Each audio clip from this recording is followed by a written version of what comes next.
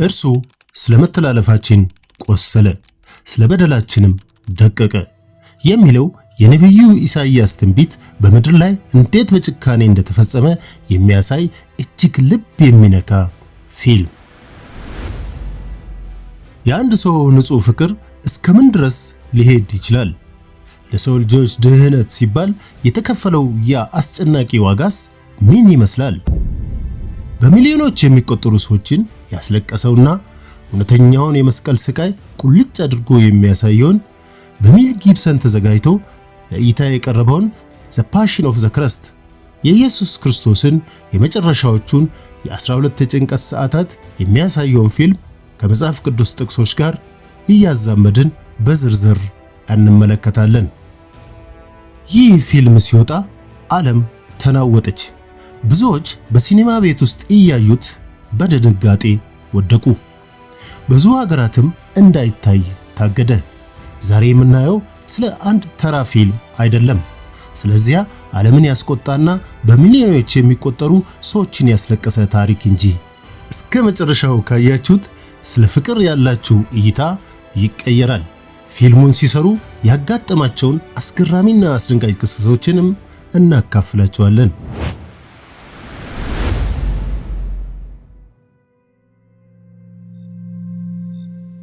ታሪካችን የሚጀምረው በዝምታ በተዋጠውና ጨለማ በለበሰው በጌቴሴማኒ የአትክልት ስፍራ ነው። ዓለም በከባድ እንቅልፍ ውስጥ ሆና የዓለም መድኃኒት ግን ከሞት ጋር ፊት ለፊት የሚጋፈጥበት ሰዓት ደርሷል። ፊልሙ ላይ እንደምናየው ኢየሱስ ክርስቶስ ደቀ መዛሙርቱን ጥሎ ጥቂት ፈቀቅ ይላል። በዛች ቅጽበት ሰማይና ምድር የሚከብዱት ይመስላል። በመጽሐፍ ቅዱስ ላይ እንደተጻፈው በጭንቀትም ሲያዝ አጽንቶ ይጸልይ ነበር። ወዙም በምድር ላይ እንደሚወርድ እንደ ደም ነጠብጣብ ነበረ። ኢየሱስ በምድር ላይ ወድቆ ሲጸልይ ከበላዩ ሰይጣን በተንኮል ተሞልቶ ሲያንዣብብ ይታያል። ይህን ሁሉ የዓለም ኃጢአት፣ ይህን ሁሉ ግፍ ለብቻ ልትሸከም አትችልም እያለ በጆሮ የሚያንሸኳሽክበት ይመስላል። በሰውነቱ በስቃዩ ቢደነግጥም በአምላክነቱ ግን ለዓለም ድህነት ራሱን አሳልፎ ሰጥቷል። በዚህ በጭንቀት ሰዓት ነው ይህን ቃል የተናገረው። አባት ሆይ ብትፈቅድ ይህችን ጽዋ ከኔ ውሰድ፣ ነገር ግን የኔ ፈቃድ ሳይሆን ያንተ ይሁን። ሰይጣን የመጨረሻውን የፈተና ፍላጻ ሊወረውር ሲሞክር አንድ ትልቅ እባብ ወደ ኢየሱስ ሲቀርብ እናያለን። ይህ እባብ የጥንቱን ጠላት ሰይጣንን የሚወክል ነው። ነገር ግን ኢየሱስ ክርስቶስ ያንን እባብ በግርማውና በኃይሉ በእግሩ ቀጥቅጦ ይገለዋል። ይህ ትዕይንት በፊልሙ ላይ ትልቅ ትርጉም አለው። ገና ሳይያዝ፣ ገና ሳይሰቀል በጌቴሴማኒ ጸሎትና ለፈቃደ እግዚአብሔር በመታዘዝ ሰይጣንን ድል እንዳደረገው ያሳየናል። ወዲያውኑ ግን ያ ሁሉን የያዘውን ጌታ ሊይዙት የይሁዳ ጭፍሮች በችቦና በሰይፍ ወደ እርሱ መጡ።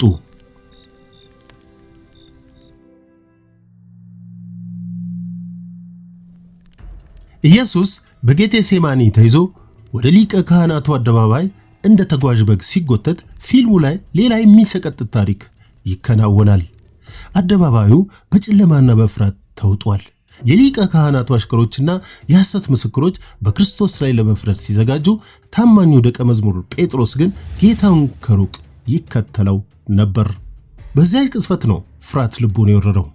አንዲት አገልጋይ ሴት ወደ እርሱ ቀርባ አንተም ከገሊላው ኢየሱስ ጋር ነበርህ ስትለው ጴጥሮስ የምትይውን አላውቅም ብሎ በመካድ ራሱን ለመከላከል ሞከረ። ኢየሱስ በውስጥ አደባባይ በግፍ ሲሰቃይ፣ ጴጥሮስ ግን በውጭ ቆሞ ነበር። ሌላ ሰው መጥቶ አንተ ከእርሱ ወገን ነህ ሲለው ጴጥሮስ አንተ ያልከው ሰው እኔ አይደለሁም በማለት ለሁለተኛ ጊዜ ክህደቱን አጸና። በመጨረሻም ከአንድ ሰዓት በኋላ ሌላ ሰው መጥቶ ይህ ሰው በእውነት ከነርሱ ጋር ነበር፣ ገሊላዊ ነውና ሲለው ጴጥሮስ አንተ ሰው የምትለውን አላውቅም ብሎ በሚክድበት በዚያች ቅጽበት የንጋት ዶሮ ጮኸ። ኢየሱስም ዞር ብሎ ጴጥሮስን ተመለከተው። መጽሐፍ ቅዱስ በወንጌሉ ላይ ጌታም ዞር ብሎ ጴጥሮስን ተመለከተው፣ ጴጥሮስም ዛሬ ዶሮ ሳይጮህ 3 ጊዜ ትክደኛለህ ያለው የጌታ ቃል ትዝ አለው። ጴጥሮስ ያንን የጌታን ትዝታና የፍቅር እይታ ሲያይ ልቡ ተሰበረ። ራሱን ማዳን አለመቻሉን የጌታው ቃል ግን እንዴት እውነት እንደሆነ ተረዳ። ወደ ውጭ ወጥቶም ምርር ብሎ ያለቀሰው የክህደቱን ከባድነትና የጌታን ታላቅ ትዕግሥት በመረዳት ነበር። ይህ ትዕይንት የሰው ልጅን ደካማነትና የክርስቶስን ታላቅ ፍቅር በሚገባ የሚያሳይ ነው። ኢየሱስ ተይዞ ወደ አይሁድ አለቆች ይወሰዳል። በዚያም የሐሰት ምስክሮች ይቆሙበታል። ሊቀ ካህናቱ ቀያፋ አንተ የእግዚአብሔር ልጅ ነህን ብሎ ሲጠይቀው ኢየሱስ አንተ አለህ ብሎ ይመልሳል። በዚህ ጊዜ ካህኑ ልብሱን ይቀዳል። ስድብ ነው ብለውም እንዲሞት ይተባበሩበታል። ነጋቱ ሲተካ አይሁድ ኢየሱስን ወደ ሮማዊው ገዢ ወደ ጴንጤናዊው ጲላጦስ ዘንድ ወሰዱት። ጲላጦስ ኢየሱስ ክርስቶስን ሲመረምረው ምንም በደል አላገኘበትም። ይልቁንም እውነት ምንድናት ብሎ ሲጠይቀው በፊቱ የቆመው እውነት ራሱ መሆኑን አላስተዋለም። ጲላጦስ ሕዝቡን ለማረጋጋት ሲል አንድ አስደንጋጭ ምርጫ አቀረበላቸው። በርባን የተባለውን ነፍሰ ገዳይ ወይስ ኢየሱስ ክርስቶስን ልፍታላችሁ አላቸው። ሕዝቡ ግን በታላቅ ድምፅ በርባንን ፍታልን፣ ኢየሱስን ግን ስቅለው እያሉ ጮሁ። ይህ ትዕይንት የሰው ልጅ ክፋትና የፈጣሪን ትዕግሥት ቁልጭ አድርጎ ያሳያል። ጲላጦስም እጁን ታጠበ፣ ንጹሑን ጌታ ግን ለግርፋት አሳልፎ ሰጠ።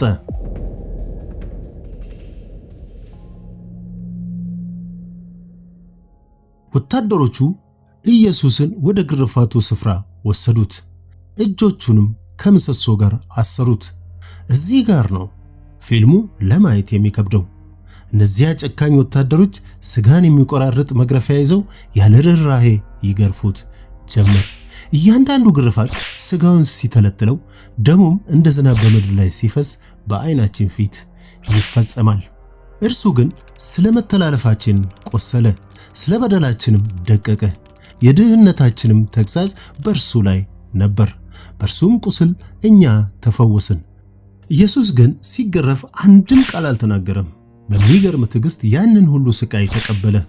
እናቱ ቅድስት ድንግል ማርያም በሩቅ ቆማ ደሙ በምድር ላይ ሲፈስ ስታይ ልቧ በሐዘን ጦር ተወጋ። ግርፋቱ ካበቃ በኋላም እንኳ ወታደሮቹ አልረኩም። የሸዋ አክሊል በራሱ ላይ ደፍተው ቀይ ግምጃ አልብሰው የአይሁድ ንጉሥ ሆይ ሰላም ለአንተ ይሁን እያሉ በጥፊ መቱት። ያ ዓለምን የፈጠረ የፍጥረታት ጌታ ስለኛ ሲል እንዲህ ተዋረደ፣ እንዲህም ተሰቃየ።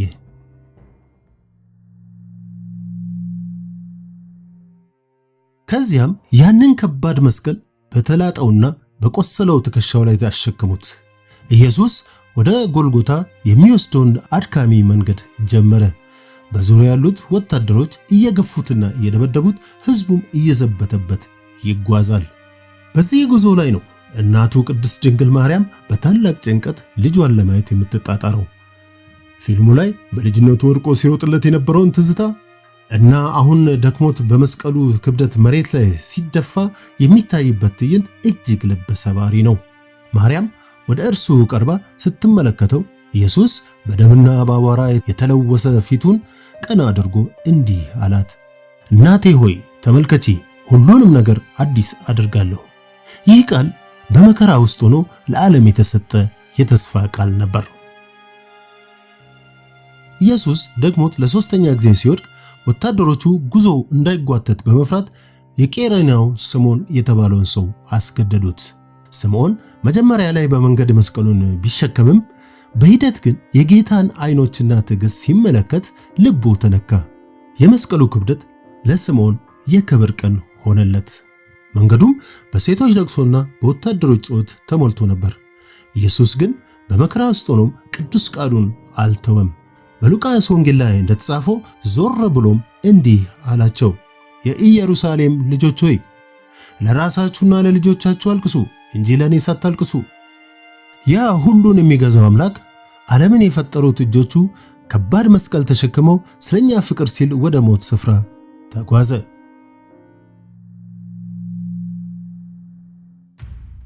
በመጨረሻም ጉዞ አበቃ። ስፍራውም ጎልጎታ ተራራ ነበር።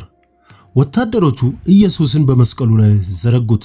ያ የሰማይና የምድር ፈጣሪ እጆቹን ለችንካር አሳልፎ ሰጠ። እያንዳንዱ የነሐስ ችንካር በእጆቹና በእግሮቹ ላይ ሲያርፍ ድምፁ መላውን ተራራ የሚቀሰቅስ ነበር። ነገር ግን በዚህ እጅግ አስጨናቂ ስቃይ ውስጥ ሆኖ የተናገረው ቃል ዓለምን ያስገረመ ነበር።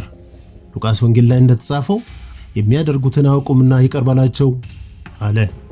ይህ ቃል በመከራ ውስጥ ሆኖ ለጠላቶቹ የጸለየው የታላቅ ፍቅር መግለጫ ነበር። መስቀሉ ከፍ ብሎ ሲሰቀል ሰማይ በጨለማ ተዋጠ። ፀሐይ ብርሃኗን ከለከለች። ኢየሱስ በመስቀል ላይ ሆኖ አምላኩንና አባቱን ተጣራ። በመጨረሻም ሁሉንም የሰው ልጅ ኃጢአት ተሸክሞ ለዘላለም የሚኖርበትን የድህነት መንገድ ከፈተ። በዮሐንስ ወንጌል ላይ እንደተጻፈው ተፈጸመ ብሎ ራሱን አዘነበለ፣ ነፍሱንም ሰጠ። በዛች ቅጽበት ምድር ተናወጠች። የቤተ መቅደሱን መጋረጃ ከላይ እስከ ታች ተቀደደ። ዓለምን የፈጠረው ጌታ ስለ ዓለም ፍቅር ሲል ሞትን ቀመሰ። ነገር ግን ታሪኩ በመቃብር አላበቃም። ፊልሙ በመጨረሻው ትዕይንት ላይ ድንጋዩ ተንከባሎ መቃብሩ ባዶ ሆኖ ያሳየናል። ኢየሱስ ክርስቶስ ሞትን ድል አድርጎ ተነስቷል። በእጆቹ ላይ ያሉት የችንካር ምልክቶች የታላቅ ድል ምልክቶች ሆነዋል። ይህም ፊልም የሚያሳየን ስቃዩን ብቻ አይደለም፣ ከስቃዩ በስተጀርባ ያለውን የማይለወጥ ፍቅርና የትንሣኤውን ብርሃን እንጂ። ዘ ፓሽን ኦፍ ዘ ክረስት ሲቀረጽም ሆነ ከቀረጻ በኋላ የተከሰቱት ነገሮች ከፊልሙ እኩል አስገራሚና ተአምራዊ የሚባሉ ናቸው። በዝግጅቱ ላይ የወረደው መብረቅ፣ ይህ በታሪክ በጣም የሚነገረው ክስተት ነው። ዋናው ተዋናይ ጂም ካቭዘል ተሰቅሎ በሚቀረጽበት ወቅት መብረቅ መጥቶታል። የሚገርመው ግን ምንም አይነት ጉዳት ሳይደርስበት መትረፉ ነው። ከሱ በተጨማሪ ረዳት ዳይሬክተሩንም መብረቅ 2 ጊዜ መጥቶታል። ብዙዎች ይህን መለኮታዊ ምልክት ነው ብለዋል። የተዋናዩ እውነተኛ ስቃይ። በግርፋቱ ትዕይንት ወቅት ጂም ካቭዘል በአጋጣሚ በእውነት ተገርፏል። ጅራፍ በስተት ጀርባው ላይ ሲያርፍ 30 ሴንቲሜትር የሚሆን ቁስል ጥሎበታል። በዚያ ሰዓት ያወጣው ድምፅና የነበረው ስቃይ ትወና ሳይሆን እውነተኛ ነበር። በተጨማሪም ያንን ከባድ መስቀል ተሸክሞ ሲጓዝ ትከሻውም ወልቆ ነበር። የሰዎች ሃይማኖታዊ ለውጥ። ተዋናዩ መጀመሪያ ላይ እምነት አልነበረውም። ነገር ግን የክርስቶስን መከራ በቅርብ ሲመለከት ልቡ ተነክቶ ሕይወቱን ቀይሯል። ሌሎች በርካታ የፊልሙ ሰራተኞችም ተመሳሳይ ለውጥ አድርገዋል። የጤና መታወክ። ዋናው ተዋናይ ጂም ካቭዘል ለፊልሙ ሲል ከፍተኛ መስዋዕትነት ከፍሏል። በቀዝቃዛ አየር ውስጥ ተሰቅሎ በመቆየቱ ለሳምባ ምች ተጋልጦ ነበር። እንዲሁም በፊልሙ መጨረሻ ላይ የልብ ቀዶ ጥገና እስከማድረግ ደርሷል። ይህንን ፊልም መስራት ሕይወቴን ሊያሳጣኝ ይችል ነበር፣ ነገር ግን ዋጋ ነበረው በማለት በኋላ ላይ ተናግሯል። ውድ ተመልካቾቻችን ይህን ሁሉ መከራና ስቃይ በዝርዝር ተመልክተናል። ነገር ግን አንድ ጥያቄ መነሳቱ አይቀርም። ይህ ፊልም ለምን በብዙ ሀገራት ታገደ? ዓለምስ ለምን እንዲታይ አልፈለገችም? ምክንያቱ ግልጽ ነው። ፊልሙ እውነቱን ያለምንም ማለስለሻ ቁልጭ አድርጎ አሳይቷል። የሰው ልጅ ክፋት የት ድረስ ሊሄድ እንደሚችል፣ በሌላ በኩል ደግሞ የአምላክ ፍቅር ምን ያህል ጥልቅ እንደሆነ በሚያስደነግጥ መልኩ ገልጾታል። ብዙዎች ያንን የግርፋትና የችንካር ድምፅ መስማት አልፈለጉም፣ ምክንያቱም ያ ድምፅ የህሊና መውጊያ ነበርና። ይገርማል። ይህ ሁሉ ዋጋ የተከፈለበት ተዋናዩ በመብረቅ ተመቶና በእውነት ቆስሎ የሰራው ይህ ፊልም በዓለም መታገዱና መፈራቱ። ምክንያቱ ግልጽ ነው። ዓለም ይህን ታሪክ የፈራችው ስለ ሰቀቀኑ አይደለም፣ ስለ እውነቱ እንጂ። ፊልሙ ዛሬ ድረስ በውስጣችን ስላለው የክርስቶስ ፍቅር ጥማትና ስለ ይቅርታ ልዕልና ጭምር ነው። ይህ ፊልም ሲታገድ እውነቱን ለማፈን ተሞክሮ ነበር። ነገር ግን ፍቅርን ማገድ አይቻልም። ዛሬም ቢሆን በሚሊዮኖች የሚቆጠሩ ሰዎችን የሚያስለቅሰውና ሕይወታቸውን የሚለውጠው ያ የማሸነፊያ መለኮታዊ ፍቅር ነው። መስቀሉ የውርደት ምልክት ነበረ፣ ዛሬ ግን የድል ምልክት ሆኗል። መቃብሩ የሞት ማረፊያ ነበረ፣ ዛሬ ግን የትንሣኤ ብርሃን መውጫ ሆኗል። በእርሱም ቁስል እኛ ተፈወስን። ውድ የኢትዮ ሞካፕ ቤተሰቦች፣ ይህ ታላቅ መስዋዕትነት ለእናንተ ምን ትርጉም አለው? በኮመንት መስጫው ላይ የተሰማችሁን መልእክት አስፍሩ። ቪዲዮን ላይክ በማድረግና ለወዳጅ ዘመዶ ሼር በማድረግ የፍቅር መልእክተኛ ይሁኑ። ይህ ኢትዮ ሞካፕ ነው። በሚቀጥለው ቪዲዮ በሌላ አስደናቂ ታሪክ እስክንገናኝ የፍቅር አምላክ ከሁላችን ጋር ይሁን። ቸር ያቆየን።